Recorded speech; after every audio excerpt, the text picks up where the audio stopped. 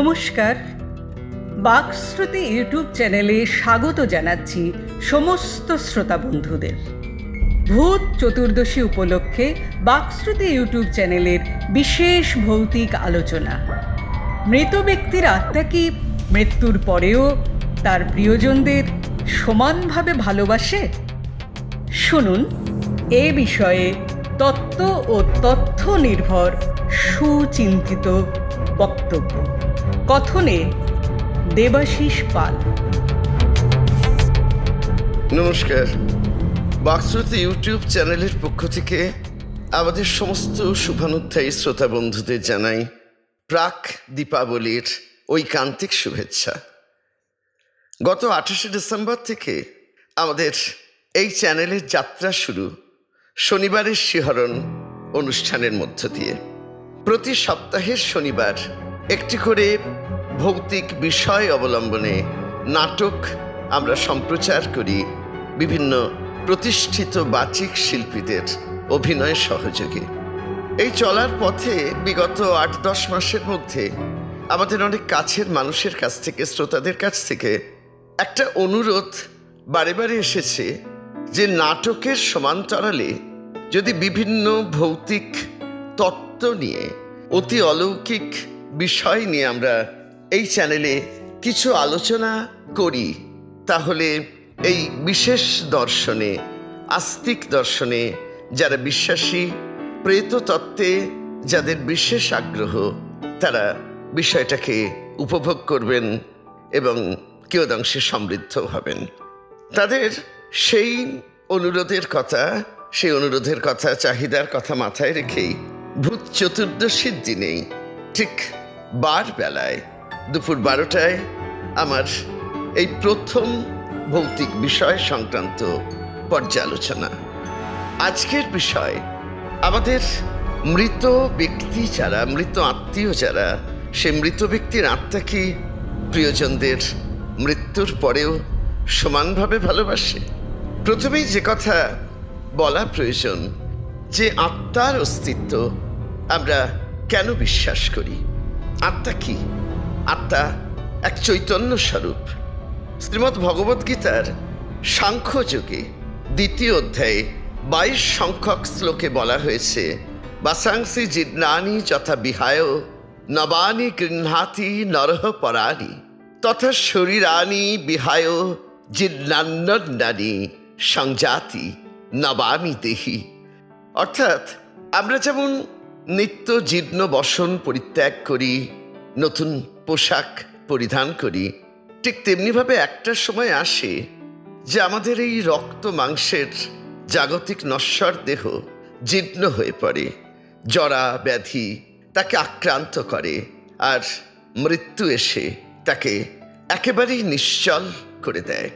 আর তখন আমাদের সেই অবিনশ্বর আত্মার সময় আসে সেই দেহকে পরিত্যাগ করে নতুন বসনের মতো নতুন কলেবর ধারণ করার।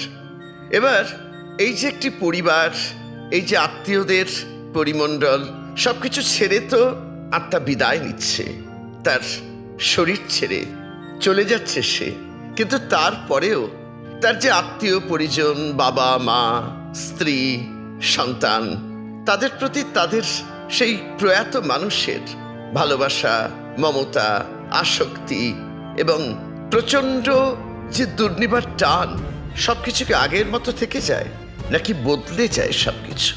একটা কথা একটু আগেই আমি বলেছি যে আত্মা চৈতন্য স্বরূপ, পরমাত্মার অংশ। এখন এই আত্মার কিন্তু ধারাবাহিকভাবে ক্রম উত্তরণ চলতে থাকে। জাতকের গল্পে আছে, মনুষ্যেতর প্রাণী থেকে ধীরে ধীরে উত্তরণের মধ্য দিয়ে একদিন সিদ্ধার্থ জন্মালেন এবং যিনি লাভ করলেন বুদ্ধত্ব। বুদ্ধদেবের এক জীবনের তপস্যায় কিন্তু এই সিদ্ধি লাভ সম্ভব হয়নি। তার আগে তাকে 100 জন্মের ক্রমিক পর্যায় অতিক্রম করতে হয়েছে। ঠিক তেমনিভাবে আমাদের আত্মা জন্মের পর জন্ম অতিক্রম করে যায়। আর শুধুমাত্র ব্যতিক্রম যারা জাতিস্বর, তারা ছাড়া বাকিদের পূর্ব জন্মের সমস্ত বন্ধনের, জাগতিক বন্ধনের স্মৃতিও অবলুপ্ত হয়ে যায়। কিন্তু কোথাও থেকে যায় তার সেই মেধা। আর তাই দেখা যায় অনেক সময় আশ্চর্য বালক বালিকা যারা অদ্ভুতভাবে ছবি আঁকছে, বিজ্ঞানের বিষয়ে পরম পারদর্শিতা অর্জন করছে, প্রেততত্ত্ব অনুমান করে, এগুলো কিন্তু তার পূর্বজন্মের অর্জিত মেধার ফলশ্রুতি। যাক, সেটা তো পরের প্রসঙ্গ। এবার যেটা বলার, যে মানুষ মৃত্যুবরণ করছে, গমন করছে প্রেত লোকে। এই প্রেত লোকে তার যে অধিষ্ঠান, তার স্বাভাবিক সময়সীমা একমাত্র অপঘাতে মৃত্যু বাদ দিয়ে 1 বছর। বাৎসরিক কাজের পর প্রেতলোক থেকে আত্মার প্রয়াণ ঘটে, সে আবার নব কলেবর লাভ করে, নবজন্ম লাভ করে। এবার এই 1 বছরের যে সময়, বাৎসরিক কাজ না হওয়া পর্যন্ত সে তার পরিচিত পরিমণ্ডলে ফিরে আসতে চায় এবং সেখানে তার আত্মীয় স্বজনের সঙ্গে সে সংযোগ স্থাপন করতে চায়। কিন্তু সংযোগ স্থাপন তো সম্ভব নয়, ওই যে ডাইমেনশনের তফাৎ। আর তাই সেই সময়ে স্বপ্নের মধ্য দিয়ে তাদের সঙ্গে সে সংযোগ রাখতে চায়। সেটা সবসময় যে সহজ হয় তা নয়, অন্য পথে আরো কঠিন এই সংযোগ সাধন, অর্থাৎ কিনা দেখা দেয়া সম্মুখভাবে, সেটা খুবই অসম্ভব। তাই স্বপ্নই সেখানে সব থেকে সহজ মাধ্যম তার জীবিত আত্মীয়দের সঙ্গে যোগাযোগ স্থাপনের। কারণ আমরা যে স্বপ্ন দেখছি সেই সময় কিন্তু আমরাও শুধুমাত্র চৈতন্যে পর্যবসিত হয়েছি। আমাদের দেহ অসার হয়ে রয়েছে, হৃৎস্পন্দনটুকু ছাড়া, শ্বাসবায়ু প্রবাহিত হওয়া ছাড়া। ফলত তখন এক চৈতন্যের সঙ্গে আর এক চৈতন্যের, জীবিতর সঙ্গে মৃতের চৈতন্যের কোথাও একটা মেলবন্ধন কিছু সময়ের জন্য ঘটে যাওয়াটা খুব সুকঠিন নয়। আর আরেকটা কথা, যে আত্মা, বিদেহী আত্মা, সে তার আত্মীয় পরিজনকে কি সমানভাবে ভালোবাসে? যে প্রশ্নটা দিয়ে আমি শুরু করেছিলাম, এর উত্তর একটাই, আমরা বলি আত্মার আত্মীয়তা। তো সেই আত্মার আত্মীয়তা যার সঙ্গে থাকে, তার সঙ্গেই সে কিন্তু এই অজাগতিক যোগাযোগ সম্পন্ন করে তুলতে চায় বা সংযোগ সূত্র রচনা করতে চায়। অর্থাৎ কিনা হয়তো দেখা গেল যে বাবা বা মা তার এক সন্তানের কাছেই বেশি স্বচ্ছন্দ বোধ করে, এক সন্তানের প্রতি তার গভীর ঐকান্তিক টান। স্বপ্ন কিন্তু মূলত সেই সন্তানই দেখে। আর একটা কথা আছে যে ভোরের স্বপ্ন সত্যি হয়, অর্থাৎ রাত্রির শেষ প্রহরে মূলত এ জাতীয় স্বপ্ন পরিদর্শন ঘটে থাকে, অর্থাৎ আত্মা দর্শন দেয়।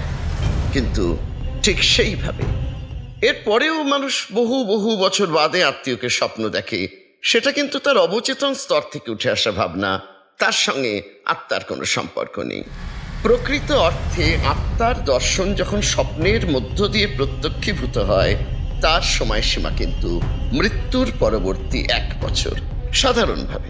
কিন্তু আবারও বলছি, যাদের অপমৃত্যু ঘটে, কোনো দুর্ঘটনায় মৃত্যু বা কাউকে হয়তো হত্যা করা হয়েছে, সেখানে কিন্তু তার পুনর্জন্ম অনেক দুরূহ পথে হয়ে থাকে।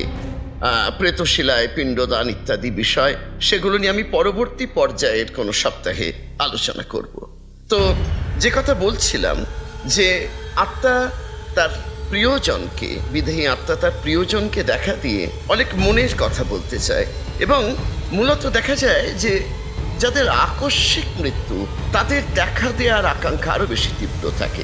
কারণ একজন মানুষ দীর্ঘদিন ধরে বার্ধক্যজনিত রোগে ভুগে যখন মৃত্যুবরণ করছেন, তার সমস্ত মনের কথা আত্মীয়দের বলা হয়ে গেছে। কিন্তু যে মানুষটির হঠাৎ মৃত্যু হলো, হয়তো বাড়ি ফিরবেন, স্ত্রী অপেক্ষা করে বসে আছে, হঠাৎ একটা বাইক দুর্ঘটনায় মারা গেলেন, তার তো কিছুই বলা হলো না। আর তাই স্বপ্নের মধ্য দিয়ে তার মনের কথাকে, তার আত্মার অনুভবকে ব্যক্ত করার আকাঙ্ক্ষা অনেক বেশি তীব্র, অনেক বেশি প্রবল। এবং সমচৈতন্যের অধিকারী দুই আত্মা, দেহী এবং বিদেহী, তাদের আত্মিক টানের মধ্য দিয়ে এই যোগাযোগ সম্পন্ন করে। বিদেহী আত্মা চাইলেই যোগাযোগ সম্ভব, তা না হলে কোনো প্রক্রিয়ায়, এমনকি প্রেতচক্র বা প্ল্যানচেটের মাধ্যমেও কিন্তু দেখা দেওয়া সম্ভব নয়। আমি যদি ফোনের সুইচটা অফ করে রাখি বা আমি যদি কাউকে ব্লক করে রাখি, তাহলে সে যেমন শত চেষ্টা করেও আমার সঙ্গে যোগাযোগ করতে চাইবে না, তেমনি প্রয়াত ব্যক্তির আত্মা যদি অনিচ্ছুক হয় দেখা করতে, তাহলে কোনোভাবেই তার সঙ্গে সাক্ষাৎ, মানে স্বপ্নে সাক্ষাৎ বা প্ল্যানচেট অর্থাৎ প্রেতচক্রের মাধ্যমে সংযোগ স্থাপন, সেটা কোনো মতেই সম্পন্ন হয়ে উঠতে পারে না। আর ওই 1 বছর প্রেতলোকে যাওয়ার পূর্ব মুহূর্ত পর্যন্ত আত্মা তার কাছের মানুষদের কাছে আসতে চায়। আরও একটা বিষয় বলে আমি আলোচনা শেষ করব। অনেক সময় এমন অনুভূতির কথা অনেকে বলেন যে কেউ মারা যাওয়ার পর প্রিয়জন বাড়িতে একটা সুগন্ধ পাচ্ছেন বাড়ি বাড়ি, বা দুর্গন্ধ, উৎকট দুর্গন্ধ, মরা পচার মতন গন্ধ, ইঁদুর পচার মতো গন্ধ। সেটা কিন্তু ক্ষুব্ধ আত্মার অনুভবের প্রকাশ। আর সুগন্ধ পরিতৃপ্ত আত্মার স্নেহ মমতার সৌরভের প্রকাশ। আর আত্মা দেখা দেয়, তার অনুভবের কথা ব্যক্ত করে, স্বপ্নের মাধ্যমে ব্যক্ত করতে চায়।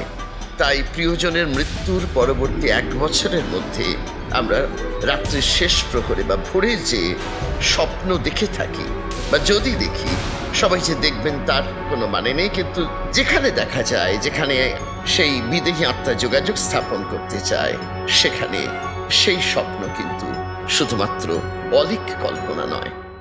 এতক্ষণ তত্ত্ব আলোচনা করলাম, সবশেষে একটা ছোট্ট ঘটনা বলে, গল্প নয়, ঘটনা, আমার পরিবারে ঘটে যাওয়া একটা ঘটনার কথা বলে আজকের আলোচনা শেষ করব।